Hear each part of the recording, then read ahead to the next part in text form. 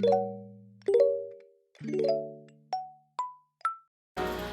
guys, it is Bea with the TX. It's BTEX. I am Bea Medina Clarianes, a brand ambassador of DIARIES, the Millennial collaboration. So for today's episode, I will be showing you my go-to chocolate chip peanut butter cookie recipe, but I will be doing this in 3 different ways. Wanna know how? Stay tuned and watch the video, of course.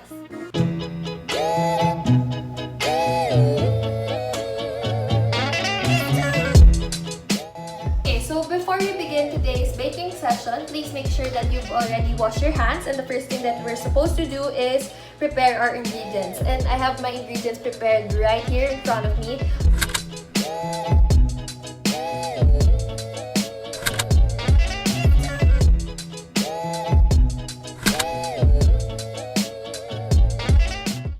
So we can now proceed with baking. And also I'm gonna put on my apron muna pala. Sorry. Okay, so the first thing that we have to do is mix the flour, baking soda, salt, and baking powder into one bowl. I'm gonna be using this small bowl. Well, hindi naman siya small, medium size. So I'll be pouring and adding the 3 cups of all-purpose flour. Just make sure you put everything. Tayo mag-send. Baking powder. Baking powder. Baking soda.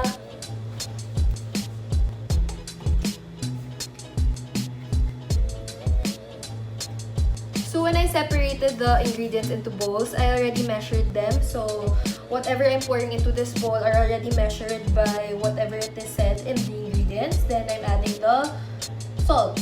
And then adding the baking soda and baking powder and the flour. Make sure you get everything para hindi sayang.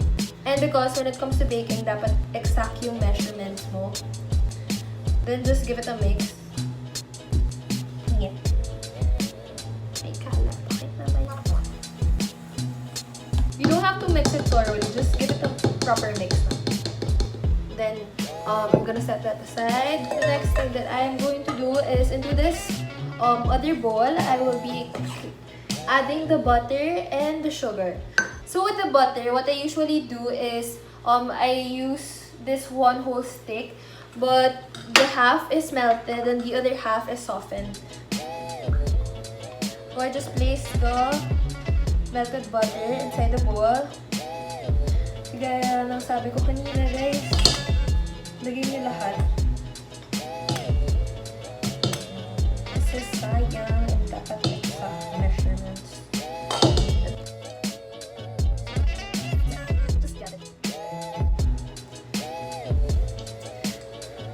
Cream it. Mix it very well para hindi buo-buo yung sugar at mahalo siya ng maigi sa butter.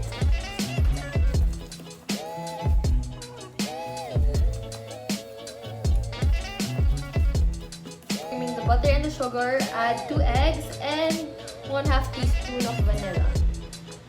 Add 2 eggs. Wait lang. Kailangan nila ng proper. Oh my god. Guys, the eggs are cute.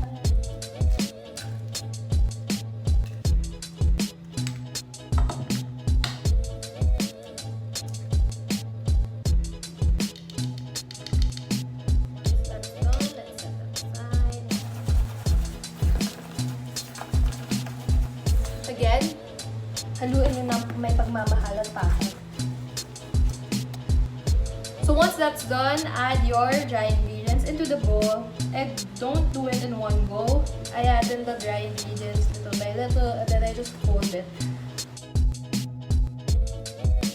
So I think when it comes to baking or cooking, your mood is such a big factor into what you're doing, because when you're too mad or too angry or you're releasing stress, sometimes the food tends to be salty or hindi tama yung lasa. I don't know kung kayo rin, pero yun yung na-observe ko pag nagmamadali. Ako, lalo na kami ng mom ko pala actually. Nagmamadali kami or wala, parang pagod na pagod kami, then magluluto kami or nag-day kami. Minsan yung nagagawa namin, it's not the right taste that we used to make before, if that makes sense. I don't know. So I guess when you're baking or cooking, the emotions that you put into whatever you're making is important. Because syempre, if you're in a good mood, you're happy, it will turn out well rin. Well, if you're in a bad mood naman, don't let it affect whatever you're making. So, sige, story time. Going back nga, when I was younger, we used to have a bakery. And yung bakery na yon, it's not the usual cafe bakery that we have today. It's the Filipino bakery. Filipino, yes. It's the Filipino bakery na Spanish bread, pan de coco, pan de regla, tutok, tasty, pandesal, gano'n. Pudding, oh my god, yes.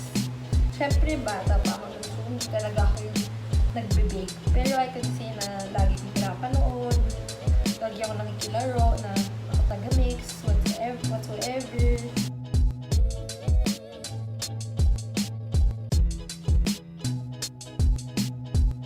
And make sure pala guys, now once you added your dry ingredients to the wet ingredients a while ago, make sure that you mix it well and don't leave any dry ingredients with it because it will taste not so good. Kasi pag binake nyo yan and nakita nyo may dry ingredients pa na ganyan, pag may dry ingredients pa dun sa batter nyo, it wouldn't taste good, obviously. So make sure that so once your batter is mixed well, you can add chocolate chips. But since I said a while ago, I will be dividing the batter into 3 parts. One would be the plain batter without the chocolate chips, and then the other one would be the chocolate chip peanut butter batter, and then the other one would be the banana chocolate chip peanut butter cookie. Why am I separating it into 3 portions? The first batter, which is the plain batter, would be for my sister. She doesn't like it with peanut butter and chocolates. That's why I'm gonna separate this for her. So my go-to has always been the second batter. That's why I'll be showing that to you guys. And then for the third batter, it's something that I just came up with recently. Why I also wanted to share it with you guys. Feel ko kasi yung chocolate chip peanut butter cookie, it's been there ever since. So I don't know. I wanted to try the banana peanut butter chocolate chip cookie. Para bago lang, para iba. Ma-explore lang. So I'll be setting aside plain batter for my sister. Here's our plain batter. So now for the peanut butter batter, I will be adding this peanut butter. It's 1.5 cup. I use the cookies peanut butter. You can use whatever peanut butter that you prefer. I just like the cookies peanut butter best. It's not the speculoos cookies, it's this one. Wait, let me show you. This, I'm using this peanut butter. Yes, cookies peanut butter. If you haven't heard it, I'd like to encourage you to try it out. It's really good. What I like about adding peanut butter aside from the flavor is the color. Feel ko kasi parang yun talaga yung chocolate chip color na gusto ko. So mix it well so that all parts of the batter will have that peanut butter taste. Oh my god. Namiss ko yung kare-kare ng lola ko. Just by smelling peanut butter. Ay, so... Wala. Actually, chocolate na ginagad ko. Great. They ask you how you are, you just have to say that you're fine when you're not really fine, but you just can't get into it because they would never. Chocolate.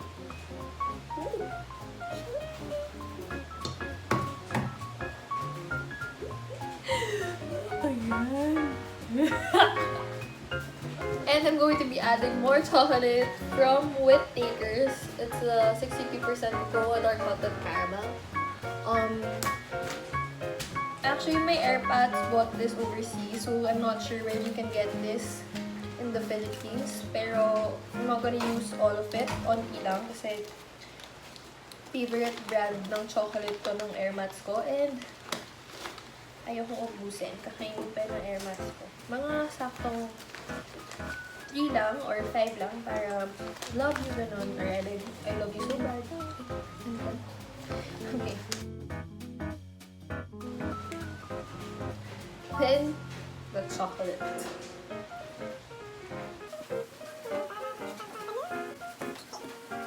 Now now that I have separated the chocolate chip peanut butter cookie batter, let us now move on with the banana chocolate chip peanut butter batter. So I used 3 bananas lang, and I mashed it up. Add in the bananas and mix. Nidia, Ronaldin, Gia, Babanilla, Mateo. Ayan na siya. Whoops, okay, focus. Back to focus. Done. We can set all our batters aside, and what I'd like to do is hindi ko siya agad sinasalang sa oven. I let it sit for 5 minutes to 1 hour in the refrigerator. I don't know, ako lang. Pero I think it tastes better when it comes out from the fridge than into the oven, because it's just combined well. All the ingredients are incorporated well with each other. This will be going into the fridge. And I'm gonna keep it there for an hour or so.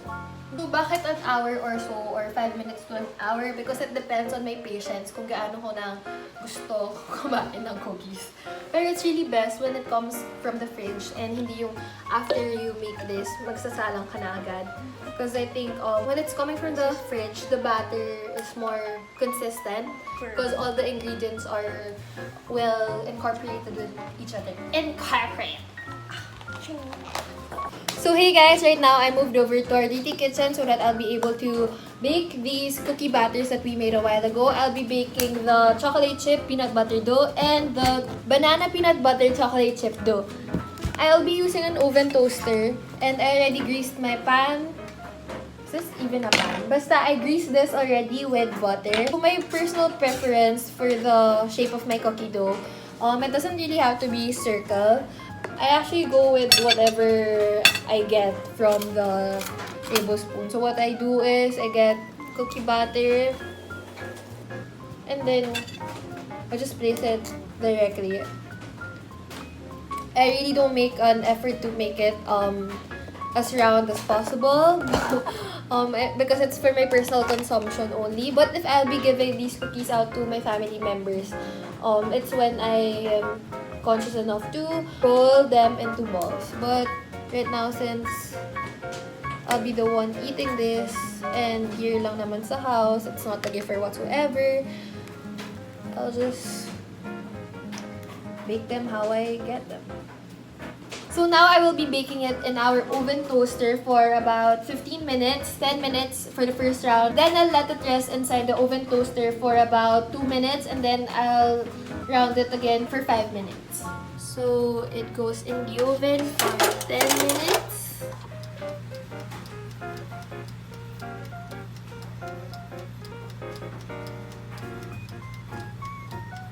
Heaven.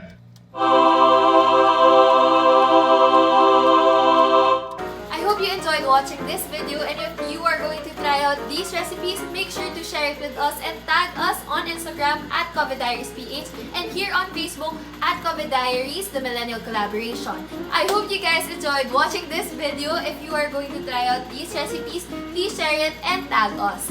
Feel free to add your own spice into my recipe and let us know how it goes. Thank you guys once again for watching. Stay tuned for the next episode on Wednesday only here at COVID Diaries, the Millennial Collaboration, and follow us on Facebook at COVID Diaries, the Millennial Collaboration, and on Instagram at COVID Diaries PH. This has been Beoda TX, it's BTEX. Thank you guys for watching. Stay safe and stay tuned. Bye!